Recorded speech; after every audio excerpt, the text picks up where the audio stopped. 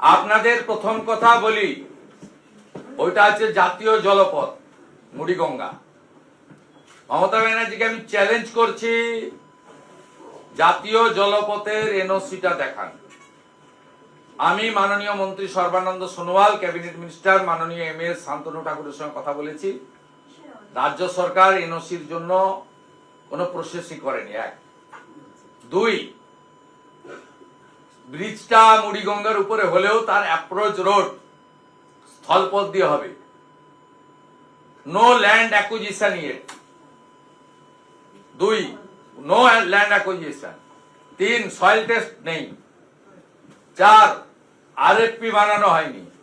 পাঁচ, কোন কাগজে, কোন চ্যানেলে, কোন পোর্টালে টেন্ডার নোটিফিকেশন হয়েছে আমাকে কপি দিন।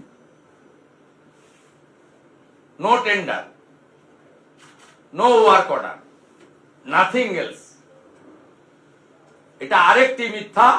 দেউচা পাঁচামিতে 1 লক্ষ লোকের চাকরি বা তাজপুরে সমুদ্র বন্দর নির্মাণের মতো এটি আরেকটি ধাপ্পা। কপিল মুনির আশ্রমে গিয়ে এরকম মিথ্যাচার কেউ করতে পারে, আমি অন্তত কল্পনায় আনতে পারি না।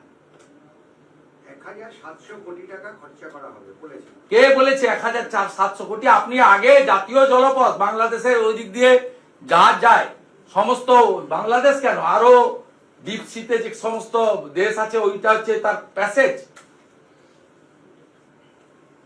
আপনি এনওসি চেয়েছেন, দিতে হবে তো রামেশ্বরমের মতো ফোল্ডার ব্রিজ করতে হবে।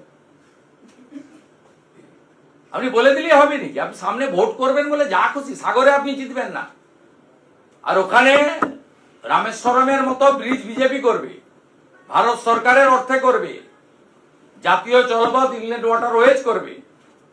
আপনি করতে পারবেন না। আপনি ওয়ার্ক অর্ডার নেই, টেন্ডার নেই, জমি অধিগ্রহণ হয়নি, অ্যাপ্রোচ রোডে not a single decimal land acquired by the state government. আপনাদের বলেই যাচ্ছে পেমারুম, আপনারাও চালিয়ে যাচ্ছেন।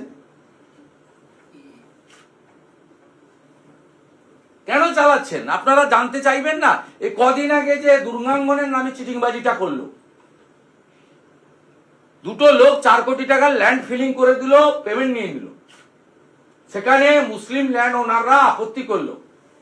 ওয়ান ফাইন মর্নিং ওখানে প্যান্ডেলটা পড়ে আছে, আরেকটা জায়গায় প্যান্ডেল বাঁধিয়ে জেসিপি দিয়ে নোংরা পরিষ্কার করে আলো জ্বালিয়ে দিয়ে ফাউন্ডেশন স্টোন লেইং করে দিল।